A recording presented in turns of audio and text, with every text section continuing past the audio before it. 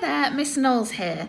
This is a little video and tutorial for parents to help try and support our children into becoming more independent learners.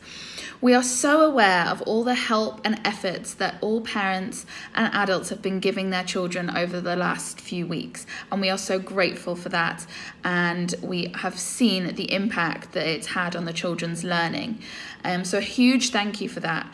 But I know that your homes are not classrooms and you don't always have the time to sit with the children and spend all that time with them on their learning.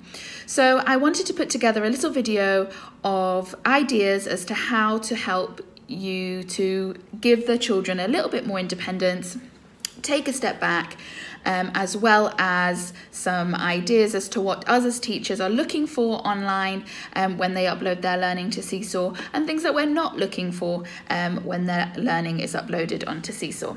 So this video is going to be split into 3 sections. Section 1 is what teachers are looking for on Seesaw. Section 2, what teachers are not looking for on Seesaw. And Section 3, top tips to help your child to become more independent.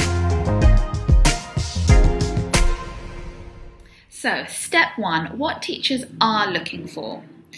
Now, most important thing for us is that the children can complete the learning as much as they can by themselves.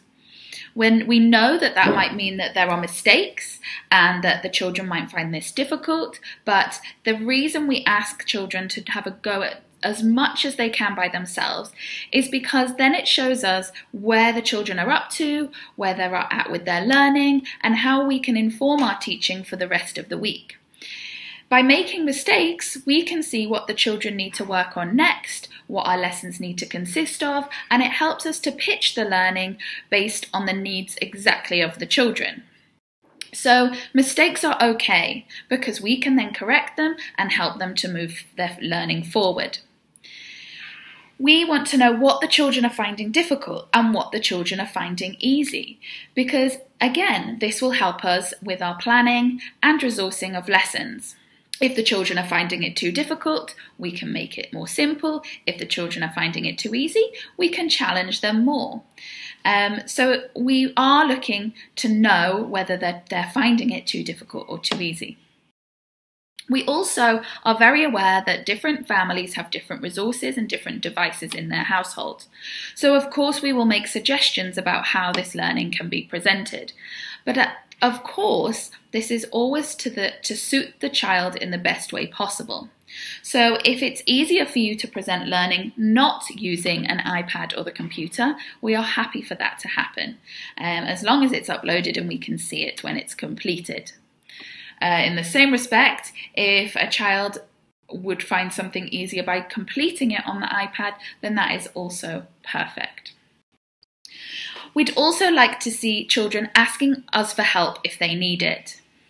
We're aware that you are at home and you are there to help them, but if the children can ask us, then that puts the pressure off parents at home and off families at home, and it allows us to see where the children need help.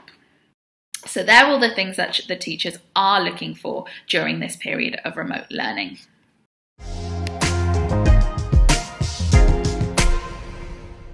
Now I will share with you the things that the teachers are not looking for during this period of remote learning. Teachers are not looking for work to be perfect.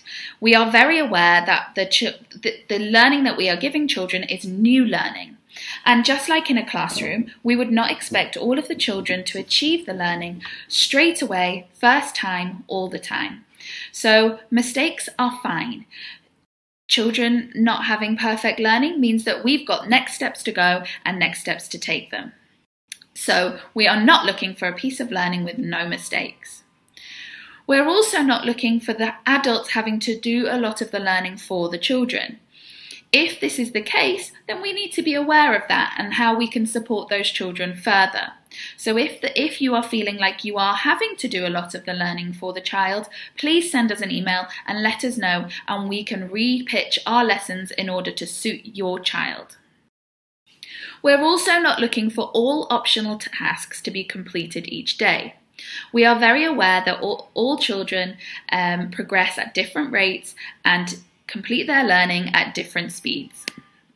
Therefore, the optional tasks are there if you need them. We would like the children to complete their 2 core subjects a day and their additional specialist lessons. We also are not looking for children that are worried about their learning. If any children are getting worried, then please let us know and we can help support that as much as possible. We are willing to do personalised videos, personalised lessons and personalised support for any children who are feeling worried at all. And in the same respect, we are not looking for parents to feel worried about the children's learning either. I'm very aware that this is a different time for everybody and there is lots of pressure in terms of working from home and the children learning from home, and we are trying to do our utmost to ensure that the pressure and the stress is not on parents. So again, if you're feeling like it is, please let us know and we will find ways in order to alleviate these stresses.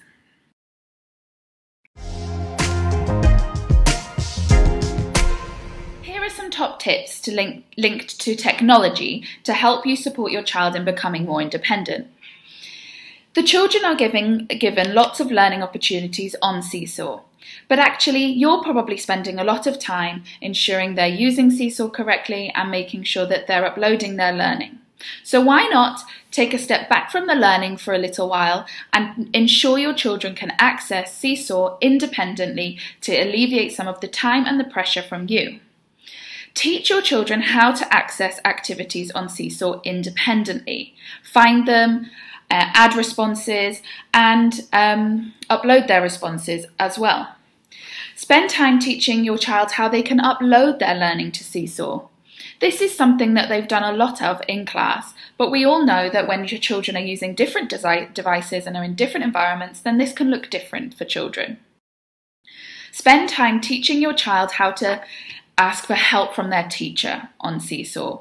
Show them how they can upload a video or a note or a message to ask help from us rather than going to you first of all. Show children how they can film and photograph themselves so you're not having to be that hand to hold the camera as they're filming and taking photographs. Then they can upload this straight away to Seesaw, ensuring that you are not needed during this time. If you can teach the children these skills using Seesaw, this will take the pressure off the need for you being there at all times. As well as technology, I've come up with a few top tips for being at home and helping children to become more independent. Here are a few of my ideas. You could create a daily tick list or reward board each day. As the children complete their tasks, they can tick them off and earn rewards for how many tasks that they complete independently. Use a timer. Obviously, depending on which child, it would depend on the time that they are given. This could be 10 minutes, this could be 30 minutes, it could be longer if the child can work independently. This timer can then be used so that you are not being called for during this time. The children know that they have to wait for the timer to complete before they can ask for help. They can, of course, during this time, ask us as teachers for help. Although this might limit the amount of learning they complete, it will help them to learn to become more independent in time. Encourage the children to have a go as best they can. It doesn't matter if they're not sure. It doesn't matter if they can't get it all right. Just encourage them to have a go and have that determined attitude that we ask of all deaf children. Encourage the children to ask the teacher for help rather than you. We are here at the end of our computer ready to go and help as much as we can. That's what we're here for. So take that pressure off yourself once again and encourage the children to ask us for help.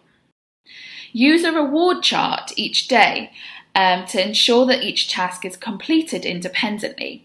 Every task that they complete independently, tick it off on their reward chart.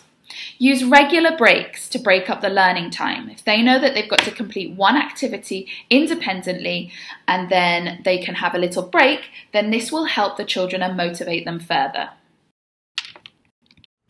I hope this short video has helped to give you some ideas as to how to help your child to become more independent during this time. I know that there's no right answers for every child, and every child is different. But if we work together and we communicate effectively, then I hope that this can be a successful experience for everybody. Thank you for your time. Thank you for listening. And remember, we are here for whatever you need. So don't hesitate to get in touch. Thank you. Bye.